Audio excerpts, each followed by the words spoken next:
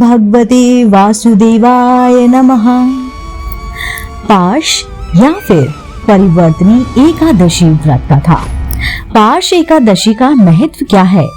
युधिष्ठिर ने कहा, हे भगवान, आपने भाद्रपद कृष्ण एकादशी अर्थात अजा एकादशी का सविस्तार वर्णन सुनाया। अब आप कृपा करके मुझे भाद्रपद शुक्ल एकादशी का क्या नाम, इसकी विधि तथा इसका महत्व कहिए।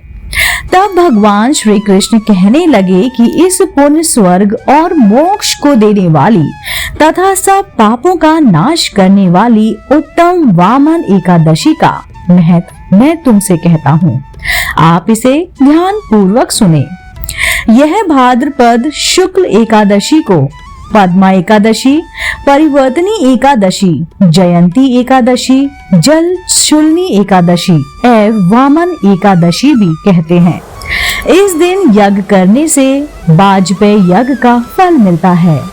पापियों के पाप का नाश करने के लिए इससे बढ़कर कोई उपाय नहीं है। जो मनुष्य परिवर्तनी एकादशी के दिन मेरे वामन रूप की पूजा करता है, उससे तीनों लोग पूज्य होते हैं। अतः मोक्ष की इच्छा करने वाले मनुष्य को इस व्रत को अवश्य करना चाहिए। जो कमल नयन भगवान का कमल से पूजन करते हैं, वे अवश्य भगवान के समीप जाते हैं। जिसने भाद्रपद शुक्ल एकादशी को व्रत और पूजन किया, उसने ब्रह्म विष्णु सहित तीनों लोगों का पूजन किया। अतः हरिवासर अर्थात एकादशी का व्रत अवश्य करना चाहिए। इस दिन भगवान करवट लेते हैं, इसलिए इसको परिवर्तनी एकादशी भी कहा जाता है। भगवान के वचन सुनकर युधिष्ठिर बोले कि भगवान, मुझे अति संदेह हो रहा है कि आप किस प्रकार सोते और करवट लेते हैं तथा किस तरह राजा बलि को बांधा और वामन रूप रखकर क्या क्या लीलाएं की।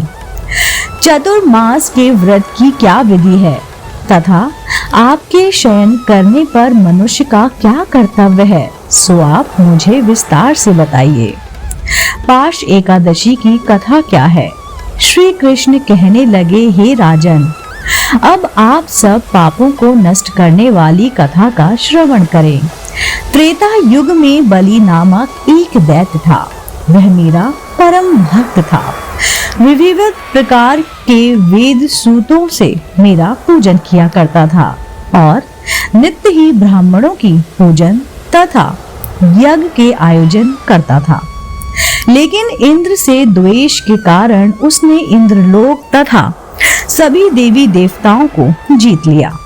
इस कारण सभी देवता एकत्र होकर सोच विचार कर भगवान के पास गए।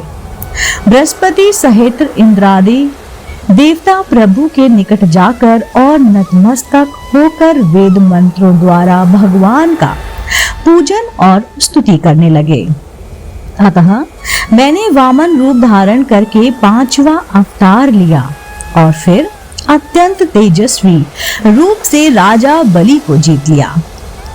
इतनी वार्ता सुनकर राजा युधिष्ठिर बोले कि हे जनार्दन, आपने वामन रूप धारण करके उस महाबली दैत्य को किस प्रकार जीता? श्री कृष्ण कहने लगे, मैंने वामन रूपधारी ब्रह्मचारी बलि से 3 पग भूमि की याचना करते हुए कहा, ये मुझको 3 लोक के समान है और हे राजन, यह तुमको अवश्य ही देनी होगी।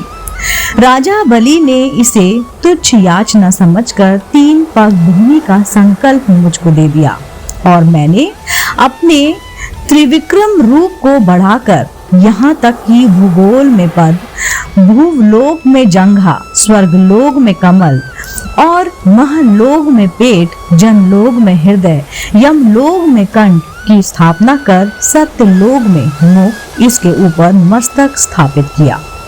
सूर्य, चंद्रमा आदि सब ग्रह गण, योग, नक्षत्र, इंद्रादिक देवता और शेष आदि सब नाग गणों ने विविध प्रकार से वेद सूक्तों से प्रार्थना की। तब मैंने राजा बलि का हाथ पकड़कर कहा कि हे राजन, एक पद से पृथ्वी, दूसरे से स्वर्गलोक पूर्ण हो गए, अब तीसरा पद कहाँ रखूं? तब बलि ने अपना सिर झुका लिया और मैंने अपना पैर उसके मस्तक पर रख दिया, जिससे मेरा वह भक्त पाताल को चला गया। फिर उसकी विनती और नम्रता को देखकर मैंने कहा कि हे बलि, मैं सदैव तुम्हारे निकट ही रहूंगा। विरोचन पुत्र बलि से कहने पर भाद्रपद शुक्ल एकादशी के दिन बलि के आश्रम पर मेरी मूर्ति स्थापित हुई।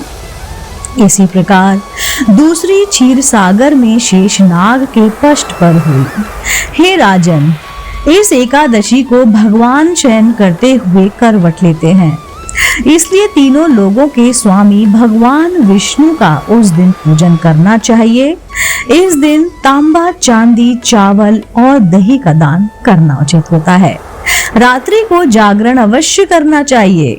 जो विधि पूर्वक इस एकादशी का व्रत करते हैं वे सब पापों से मुक्त होकर स्वर्ग में जाकर चंद्रमा के समान प्रकाशित होते हैं और यश पाते हैं। जो पाप नाशक इस कथा को पढ़ते या फिर सुनते हैं उनको 1000 अश्वमेध यज्ञ का फल प्राप्त होता है। जय श्री हरि। दोस्तों, उम्मीद करती हूँ आपको पाश या फिर परिवर्तनी एकादशी व्रत कथा जरूर पसंद आई होगी। अगर आप ऐसी ही धार्मिक पौराणिक कहानी कथाएं सुनना पसंद करते हैं तो आप मेरे चैनल आध्यात्मिक कहानियों को तुरंत से लाइक कीजिए, शेयर कीजिए और सब्सक्राइब कीजिए। मैं आपको मिलती हूँ जल्द ही इसी चैनल पर नई रोचक जानकारी और कहानी के साथ। आप देख रहे थे अपना पसंदीदा YouTube चैनल आध्यात्मिक कहानियाँ।